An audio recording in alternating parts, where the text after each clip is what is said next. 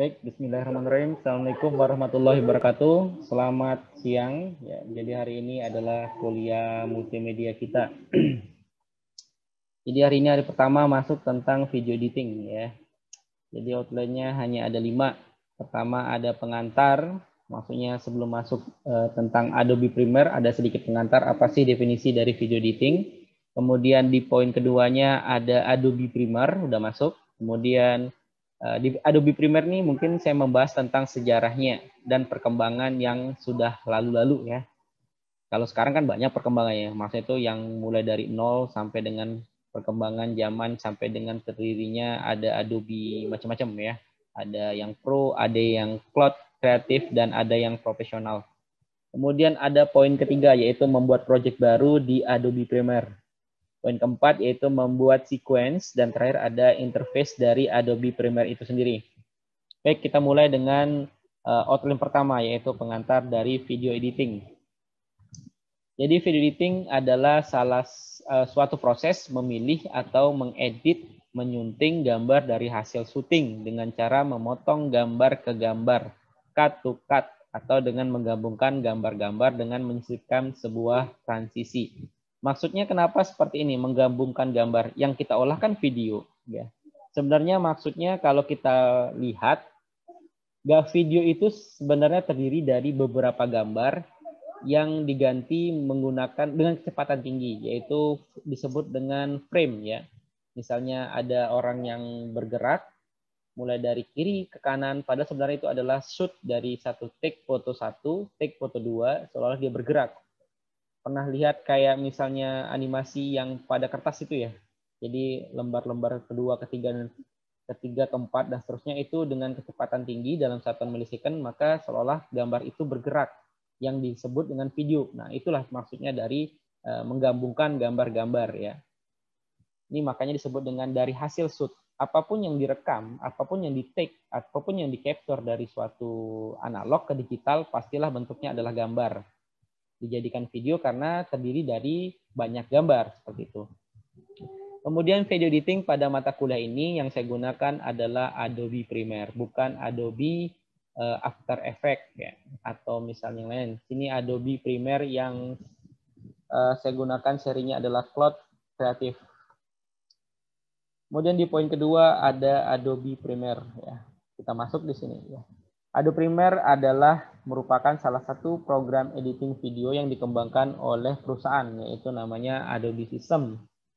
Adobe System sendiri merupakan perusahaan perangkat lunak yang bergerak di 4 bidang, yaitu grafis, kemudian video, ada animasi, dan pengembangan web. Kalau grafis sudah kita pelajari kemarin, ada 2, ada Adobe Photoshop, kemudian ada Adobe Illustrator. Untuk video ada 2 juga, pertama ada Adobe Premiere dan ada Adobe After Effects. Premiere pun mempunyai 3 seri ya. Ada Adobe biasa ya, nggak ada yang embel-embel di belakangnya. Kemudian ada Adobe profesional, dan terakhir ada Adobe CC ya, atau CC, yaitu Cloud Creative. Kemudian untuk animasi, Adobe juga ada, kalau nggak salah namanya Adobe Animation, saya lupa ya, karena saya jarang bermain di situ. Dan terakhir ada pengembang web ya, saya nggak tahu nih nama programnya apa kalau secara khususnya. Selanjutnya sejarah dari Adobe Premiere. Ya, kalau kita lihat ternyata Adobe Premiere itu berdiri di Desember 1991. Waktu itu dia hanya berjalan di sistem operasi Apple doang. Nih, Apple. Kemudian dia mengembangkan diri di tahun September 1993 bisa berjalan juga di sistem operasi Microsoft Windows. Ya. Dari sini sampai seterusnya sekarang dia sama-sama bisa berjalan di sistem Apple dan sistem Microsoft Windows. Mulai dari 1993 sampai dengan sekarang. Lanjut lagi di Februari 1994, dia mengeluarkan seri baru yaitu Adobe Premiere 1.1 ya. Jadi ini kan yang pada pertama kali serinya adalah 1.0, selanjutnya lanjut dia mengeluarkan seri baru yaitu 1.1. Kemudian di Agustus dia loncat lagi. Nggak ada seri 2, seri 3, seri 4. Dia langsung loncat ke seri 6.5 di Agustus 2002. Kemudian pada Agustus 2003, dia mengeluarkan seri Adobe Premiere Pro yang namanya masih seri 1.0. Nah, dari sinilah banyak perkembangan dari Adobe ya. Nah, jadi saya cukup sampai dari Desember 1991 sampai dengan Agustus 2003. Selanjutnya ada banyak sekali ngomongan saya yang akan bahas. Saya membahas tentang berdirinya sejak kapan ya. Saya next dulu, kita akan membuat project baru pada Adobe Premiere. Nah, ini baca sendiri ya, saya nggak akan jelaskan, saya langsung praktek aja nanti di Adobe Premiere. Saya kasih slide-nya, kemudian kalian praktekkan. Kemudian ada langkah 1, langkah kedua ada penjelasan apa ini, seperti itu ya. Saya akan bahas. Kemudian ada juga membahas tentang membuat sequence. Sequence itu ada caranya juga, pada menu bar, klik new, dan seterusnya. Nanti saya langsung praktek, saya next dulu, skip. Kemudian langkah kedua juga ada, dan langkah ketiga juga ada banyak ya. Kalau ini settingan untuk custom, nggak cocok, bisa dikotak-katik nanti pada pixel dan lain-lainnya. Kemudian selanjutnya ada interface dari Adobe Premiere. Tampilan antar mukanya seperti apa? Nih ya. Jadi Adobe Premiere itu kalau kita pecah atau kita kotak-kotakan terdiri dari 6 bagian. Ada satu yang paling atas ini disebut dengan workspace area ya. Kemudian di sini disebut dengan source monitor. Yang ketiga ini disebut dengan program monitor. Yang keempat ini disebut dengan panel. Yang kelima disebut dengan toolbar. Dan terakhir yang 6 disebut dengan timeline. Baik, kalau untuk definisinya itu bisa kita lihat dari sini ya. Misalnya satu workspace itu fungsinya untuk menampilkan.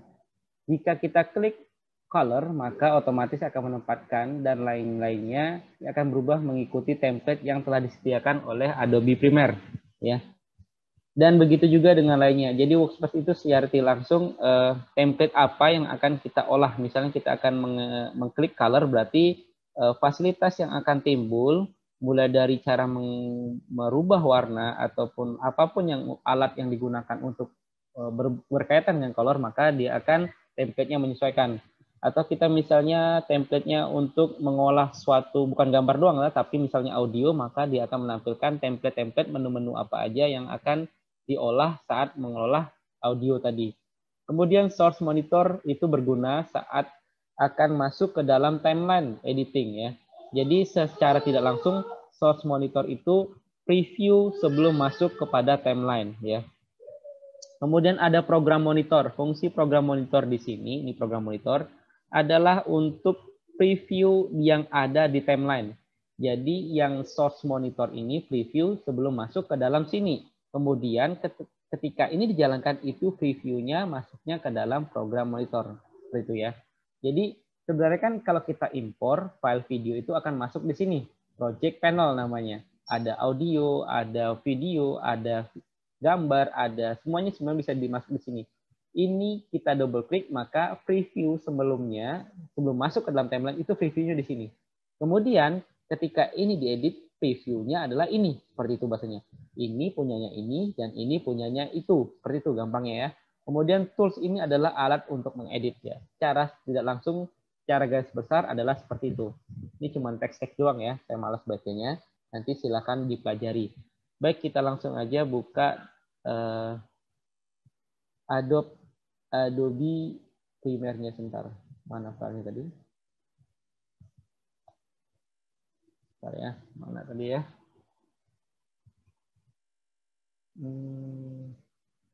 Bentar, saya buka dulu. Ini dia.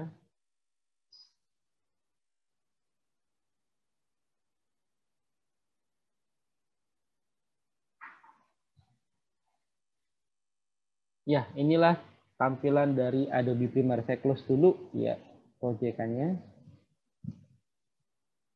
Jadi ketika kita pertama kali mengklik icon dari Adobe Premiere muncul seperti ini ya.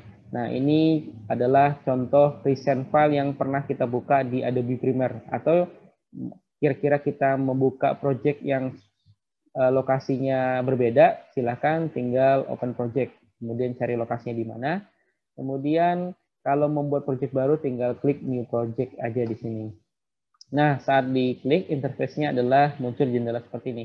Name di sini adalah maksudnya nama dari project yang akan kita simpan. Misalnya adalah pertemuan hari 10 ya. Kemudian ini lokasi tempat di mana kita akan menyimpan proyekan. Misalnya saya buat titik aja, acak aja ya.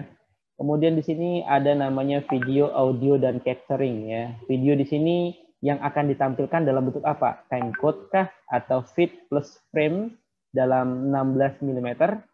Kemudian apa frame doang? Atau misalnya timecode? Kalau saya biasanya yang saya lakukan adalah timecode. Jadi kelihatan kode-kode waktunya. Misal 5 detik, 10 detik, semuanya itu muncul dalam bentuk bar. Standarnya saya ya menggunakan timecode. Kemudian untuk audio saya nggak pakai yang millisecond, terlalu displaynya terlalu rapat, saya nggak pusing melihatnya ya. Saya pakai yang audio sampel aja. Kemudian capturingnya saya pakai yang high definition video, bukan yang DV ya, tapi yang high definition video. Kemudian di terakhir ada display the project item name and label color for all intent. Jadi maksudnya apa? Menampilkan setiap proyekan tuh nama dan labelnya. Ya, kalau saya nggak pakai aja, tapi bisa nanti di adjust, bisa ditampilkan. Saya rasa ini udah cukup, tinggal di OK. Maka tampilan dari Adobe Illustrator, Adobe Premiere adalah seperti ini. Nah, ini disebut dengan, saya ulang, di sini disebut dengan source dari monitor, kemudian ini program monitor, kemudian ini disebut dengan project panel, ini disebut dengan tools, dan terakhir disebut dengan timeline itu yang ini. Jadi fungsinya source itu adalah preview sebelum masuk ke dalam timeline. Misalnya ada ini import video, sebelum masuk ke sini inilah fungsinya. Mengedit dulu baru bisa masuk ke timeline. Kemudian project ini fungsinya untuk mereview dari hasil timeline ini. Nah, seperti itu ya. Tools apa? Ya, ini alat editing ya. Ada memotong, ada menselect, kemudian ada slide tool, kemudian ada mengatur kecepatan, ada bisa hand, ada bisa ngezoom dan lainnya. Itu ada materi khusus untuk membahas tentang ini. Jadi saya membahas tentang interface-nya dulu hari ini. Nah, ini kita sudah membuat proyekan baru, bisa kita lihat namanya Day10 ya. Untuk membuat sequence baru, apa sih sequence itu? Nah, nanti saya jelaskan langsung di sini. Kita buat dulu sequence-nya, ada file, pilih new, kemudian pilih sequence. Nah, jadi ketika sequence diklik, maka muncul settingan seperti ini ya. Jadi kita menggunakan yang ukuran sementara ini untuk belajar adalah 720p 24. Nah, maksudnya apa ini?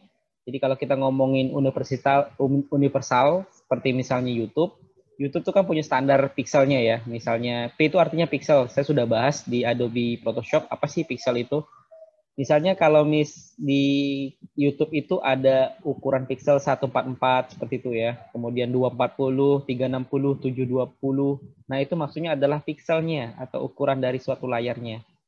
Kemudian P itu apa maksudnya? P itu adalah banyaknya frame rate. Frame rate tuh bayangkan ini ya. Kalau misalnya saya arahkan mouse-nya di 24, maka dalam 1 detik dia akan memutar gambar. Makanya tadi video itu adalah sebenarnya gambar yang diputar, banyaknya gambar yang diputar secara cepat dalam satuan detik. Nah, berarti 1 detik dia memutar gambar 24 gambar frame. Ya, seperti itu. Semakin tinggi frame-nya, maka gambar yang dihasilkan juga semakin jernih. Loh, ini Pak 5994, pada ini kok 60? Itu penggenapan ya. Jadi dianggap 60 seperti itu. Nah, ada lagi yang 1080p, kemudian 1080 ini semakin tinggi ya. Jadi kita pakai yang ini aja untuk belajar biar size-nya tidak besar. Kemudian di sini ada sequence name. Ya, misalnya di sini sequence name-nya intro ya. Kemudian di OK, serasa udah cukup aja settingannya. Kalau mau dirubah pixelnya bisa di custom di sini. Nah, di sini bisa tarik, misal tingginya nggak perlu yang 720, tarik aja. Misalnya tingginya adalah 600 ya, tinggal ini. Tahan mouse-nya, klik sebelah kiri.